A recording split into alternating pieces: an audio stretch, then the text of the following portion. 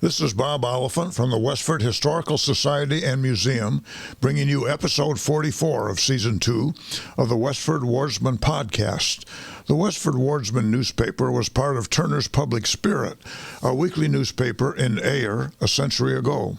In this episode, we'll be reading the Wardsman for the week ending Saturday, October 30th, 1909. I'll elaborate on what was happening in Westford in 1909. The first section this week is the Westford Center section. Mr. and Mrs. Emery J. Whitney are visiting friends in Worcester and Springfield, Mass., and in Hartford and Collinsville, Connecticut, going by trolley to Springfield and by automobile to Connecticut. Mr. and Mrs. Oscar Spaulding attended the fruit show in Boston last week. Mr. Spaulding reports a fine display from the estate in Connecticut where Bert Drew, one of our Westford boys, is superintendent. This Bert Drew is George Albert Drew of Drew Farms here in Westford, which I believe he founded after he came back to Westford from Connecticut. Augustus Bunce has not been well this past week under the doctor's observation with a cold, but is much better. John P. Wright from Lowell was faithfully at his post in the treasurer's chair at the garage last Thursday evening. At the Grange last Thursday evening. He and Mrs. Wright have the sympathy of their many Westford friends at again having their home in quarantine. Francis has scarlet fever in a mild form. Mr. Wright is staying at his brother's in Chelmsford. Reverend Charles P. Marshall and Leonard W. Wheeler attended the session of the Andover Conference of Churches held with the church in Tingsboro Tuesday afternoon and evening. Reverend Marshall was the pastor at the Union Congregational Church on Lincoln Street at this time. A group of the Westford relatives and friends went down Wednesday, October 27th, to the marriage at Brookline of Miss Elizabeth Abbott Keebler, only daughter of Mrs. Kate Abbott Keebler, or Kebler, it's Kebler, and the late Abbott Livermore Kebler, to Winthrop William Sargent, which took place in the Unitarian Church. An evening wedding in the presence of a large company, followed by a reception at the home on Beacon Street, Brookline, from 8 to 10. Mr. and Mrs. Sargent go to California to live and will be at home after Wednesday, November 17th at Casa Vivienda, Clovis, California. Miss Sarah W. Loker has been in Boston this past week enjoying the celebration of the 75th anniversary of the Elliott Congregational Church, Roxbury, of which she was an attendant and member for many years. Mr. and Mrs. Emery G. Boynton and Mr. and Mrs. Henry B. Reed attended the marriage of their niece, Miss Nellie Houghton of Littleton, this last week, Wednesday. The WCTU, Women's Christian Temperance Union, met at the home of Mrs. Florence Isles Wednesday afternoon. There was a good attendance of the members, it being the annual meeting. The officers who served last year were re-elected, namely Mrs. Jenny Hildreth, President, Mrs. Emma Day, Secretary, Mrs. Luella Harmon, Treasurer. Mrs. Hildreth, having recently attended the state convention at Pittsfield, gave an interesting report of the sessions. The Elliott F. Humstons are moving this week to the house recently vacated by the John P. Wrights to spend the winter. The Edward M. Abbott Hose Company voted to purchase red shirts, caps, and belts. Several of the citizens of the town have subscribed liberally toward the expense. Frank C. Wright, Rural Mail Carrier Number 1, is having his annual 15 days vacation as provided by the government. Warren E. Larkin is delivering the mail during said vacation. The next paragraph is about the Tadmont Club. The second meeting of this season of the Tadmont Club proved most successful and enjoyable. The afternoon's program calling for the use of a piano, the session was held in the vestry of the Congregational Church. This had been brightened and made pleasant with autumn foliage and chrysanthemums. There was an excellent attendance of the members present and a few guests. Preliminary to the afternoon subject, Mrs. Leonard W. Wheeler gave a report of the Reciprocity Day that she and Mrs. Marshall attended the day previous at Littleton. Mrs. H.V. Hildreth gave an interesting sketch of the Margaret Morrison School for Girls at Pittsburgh, which teaches the art of housekeeping and housemaking in completeness. The president then introduced Miss Grace Whitaker, who spoke on physical culture. She told in an interesting way of how everyone might make use of things freely given to all, fresh air, sunshine, and exercise, in a way conducive to health, cheerfulness, and good looks. Illustrating her talk with various gymnastic drills and wooden and iron dumbbells, and with Indian clubs given with much smoothness. After Miss Whitaker had finished speaking, many of the members took the opportunity to greet her, and so much interest manifested in her favorite study that she has been consulted about the formation of a class for a series of lessons for the winter. I might add that the Margaret Morrison Carnegie School for Women that's mentioned here was one of the first 4 Carnegie technical schools founded by Andrew Carnegie, who lived from 1835, born in Scotland, and died in 1919 in Pittsburgh.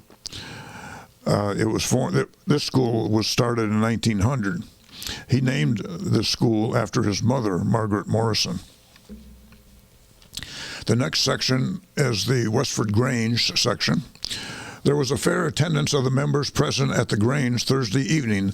At the business session, Mr. Marshall reported for the lecture committee that after careful investigation, they had not found this season quite enough enthusiasm and interest to make sure of making the course a success. In view of the various other interests that were underway to take people's time, attention, and money, it was voted to rescind the vote for the course, and it was voted that the lecture of the Grange have funds from the Treasury to the extent of $5 a month in securing outside talent to make the meetings attractive and interesting for its large membership. Thursday's evening meeting was made pleasant by the presence of F.O. Wheeler of Salem Depot, New Hampshire, lecturer of Essex County, Pomona Grange, who gave a varied list of readings and impersonations. Also present from other Granges were Mrs. Alice L. Lane of Loydon, New Hampshire, lecturer of that Grange, and Mrs. Sarah R. Blood of Rushton, New York, who both spoke interestingly of doings in their respective Granges. The next paragraph is entitled Wedding. We are happy to chronicle a very pretty home wedding at the residence of Francis W. and Margaret Denton Bannister. Their second daughter, Marguerite Howe, was united in marriage to Thomas J. Barnes of Lowell on Wednesday, October 27th at 5 in the afternoon by Reverend Charles P. Marshall. The bride's only sister, Frances Cummings, was bridesmaid, and the only brother, Seth, was the best man. A wedding supper to about 25 immediate relatives and friends of the contracting parties were served. Miss Gladys Fletcher presided at the piano for the wedding march. The wedding cake was cut and served by the bride. The happy couple departed on the 6:37 train, and after a wedding tour will reside in Lowell, where Mr. Barnes is a clerk in the Boston and Maine Freight Office. The next section is the About Town section. Daniel Nickerson, who has spent 16 years in Alaska, is visiting his sister, Mrs. William Graves, at the Fletcher Cold Spring Farm. He has a nugget of gold from the gold mines of Alaska, for which he has been offered $200. P. Henry Harrington has the contract for building the house at 111 Lowell Road for Nelson at Brookside.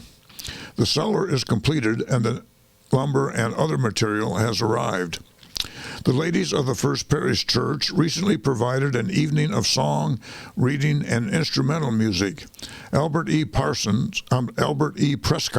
of Boston was soloist. Best judges say never better. Miss Amy Baker of Lowell, never new to Westford audiences, gave a varied program of select readings that displayed a genius behind the words and expression. Mrs. Joseph Bryant finished the instrumental music and accompaniment. The proceeds were devoted to church purposes. Reverend L. Green of Chelmsford conducted the services at the Unitarian Church last Sunday in exchange with Reverend Benjamin H. Bailey of Westford. It was a clear and logical review of some illogical beliefs of learned men in the influential past and the hopeful, logical present, with its reliance on sanitary laws, ethics, and the law of cause and effect. Among those who drew premiums in the recent New England Fruit Show in Boston was George Albert Drew, who drew premiums on best apples from all renovated orchards. Mr. Drew will be remembered as a native of Westford and a graduate of Westford Academy and the Agricultural College at Amherst. As a landscape gardener, he has attained distinction, at present having charge of a large and wealthy estate at Greenwich, Connecticut. Raymond Welch, the new superintendent of police of Lowell, will be remembered by many of his seniors in age, but juniors in strength, as a native of Westford and first saw stars at the house on Main Street, now occupied by Mark Jenkins. For a few terms, he was a scholar at the Stony Brook School. Foxes are doing night patrol duty and doing the poultry business also. Tuesday evening, they arrested 6 ducks, the property of Eugene Talent, before being arrested. The feathers are all that is left of the struggle. 7 persons registered last Saturday at the town hall, which makes the total number of registered voters 431. Distributed in the several precincts as follows: Precinct 1, Westford Center, 190.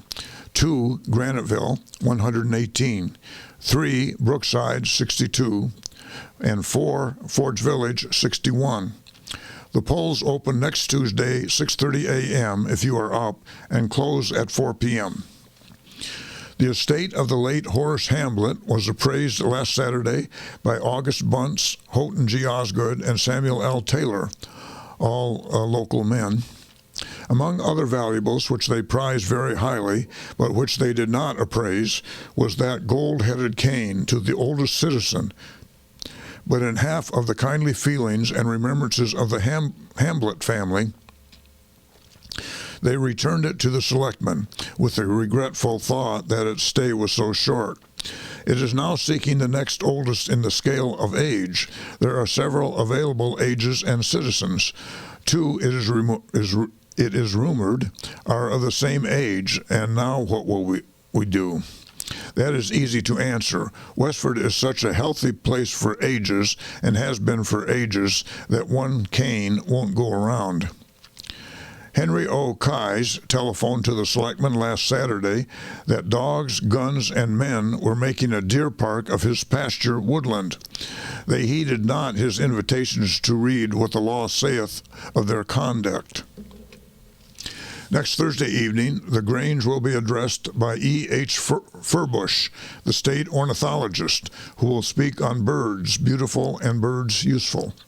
Like the forestry question, it has a commercial and aesthetic value. The next meeting of Middlesex North Pomona Grange will be next Friday, November 5th at Odd Fellows Hall, Bridge Street, Lowell. With harvesting done, better get into the old and refreshing habit of being present. You are missed. Let home miss you for the day. Closely following this will be the meeting of Middlesex Worcester Pomona Grange at Littleton, Wednesday, November 10th. This meeting is nearer and in some respects dearer. Keep getting ready financially and socially, with a strong leaning financially, for the Unitarian Church Fair, which will be held Friday evening, November 11th. Eugene Talent has leased his farm on the Stony Brook Road to Mr. and Mrs. William Parfit of Lowell. Mrs. Parfit is one of the 13 brothers and sisters of Eugene Talent. The next paragraph is titled Entertainment. Mrs. Herbert E. Fletcher, with her usual philanthropic spirit and desire to prevent lassitude and dead-level inertia in the life of West Chelmsford, Westford Corner, Brookside, provided a tonic last week Thursday evening that did much to remove the don't care attitude which houses everyone in their personal selfish interest. Mrs. Nettie L. Proverts of Lowell, always a favorite, sang several selections that elicited attention to business on the part of the audience, and by request she sang tenderly, oh so tenderly, the song Daddy. Miss Lillian O'Brien of Lowell, without aid, captured the audience by reading Van Dyck's The Lost Word. Her humorous pieces were a complete fit. Sewell R. Payson of Malden as bass soloist will be remembered as talent of which it is rare to attain, and only for the influence and generosity of lives that radiate from Oak Hill, West Chelmsford, and adjacent corners would not have been favored with this class of talent tree.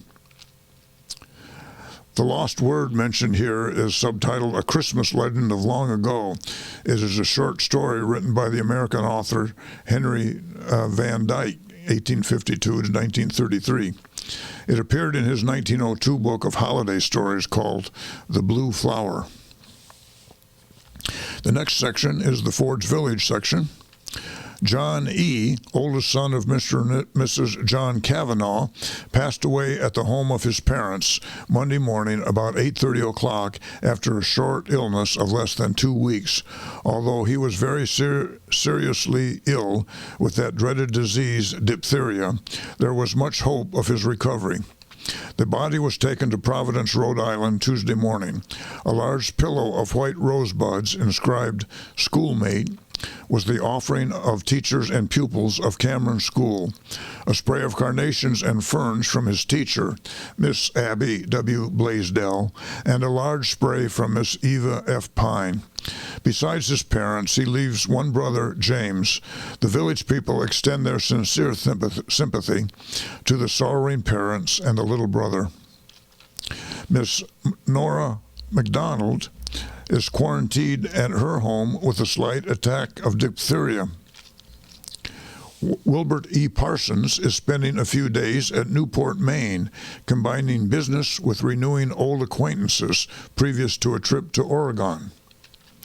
Miles Collins entertained a number of his friends at a lobster supper at his home Saturday evening in this village, the proceeds to go towards swelling the funds to be raised for the benefit of St. Andrew's Mission. Nelson Prescott has been drawn as juror in the criminal court at Cambridge. The schools in the village were closed Friday for the teachers' convention in Boston. Next is the Graniteville section. Business continues to be good in the mills and shops here, and everything points to a very prosperous winter. Cameron Circle, CF of A, I believe that's Catholic Foresters of America, held a very interesting meeting in its rooms on Tuesday evening. Considerable business of importance was transacted, after which a social hour was enjoyed, during which dancing was indulged in. The members of St. Catherine's Temperance Society held a very important meeting in their rooms on Wednesday evening. Several applications for membership were received, and 3 candidates initiated into membership of the society. A prize has been offered to the members, bringing in the largest number of new members before January 1st, and the boys are doing some hustling in order to gain the reward, and at the same time help build up the society. The entertainment committee will have a social dance in the near future. John W. Bowker, formerly Deputy Grand Chief Templar of a local lodge of Good Templars when it was in its prime, was in town over Sunday as the guest of Mr. and Mrs. William Welsh. Mr. Bowker got in touch with the pastor of the Methodist Episcopal Church, in Graniteville with the idea of reorganizing the old Granite Lodge, and Reverend Samuel H. Armand will arrange for a public meeting in the very near future. Mr. Bowker has had the matter in mind for a year or more and hopes to have the church and lodge act as co-workers with each other. The next paragraph is entertainment. The entertainment given at the Methodist Church on Thursday evening was in charge of Mrs. Armand. The whole affair was very enjoyable, and the members of the Ladies' Aid Society are very grateful to all those who helped in any way toward the success of the affair. It now looks as though the members of the Men's Club will have to, quote, get busy, end quote, very soon in order to gain the fine reputation already enjoyed by the ladies. Quite a large sum was realized on the supper and entertainment. Next is the Westford Center section. People in this village were obliged to do without the town water supply Thursday from 8 in the morning until 4 in the afternoon. This was necessary on account of relocating the hydrant at the west end of the common, which was too near the triangle where the new soldiers' monument is to stand. There is a fine collection of Japanese photographs on exhibition at the library, loaned by the Library Art Club. If any of the children of young people in the village have the Youth's Companion magazine that they would like to place in the library each week for the benefit of the children's reading table, it would be very sincerely appreciated. The Youth's Companion magazine was founded in Boston in 1827 by Nathaniel Willis and Asa Rand. It was described as, quote, a terribly boring and dry magazine filled with religious articles and moral instruction, end quote. In 1857, it was purchased by Daniel Sharp Ford, who owned it until his death. It continued in circulation until 1929. Under Ford, the magazine expanded its content to become, quote, an illustrated family paper, end quote, and its circulation rose to over 500,000 in 1897. And that's the news in Westford for the week ending October 30th, 1909. Thank you for listening, and thanks to Ryan Cousins of Westford Cat for providing technical support. You can find transcriptions and podcasts from the Wardsman at our website at museum.westford.org, or visit the Historical Society's Facebook page for more Westford news from a century ago. This is Bob Oliphant, and I hope you will join us for next week's Westford Wardsman podcast. Thank you.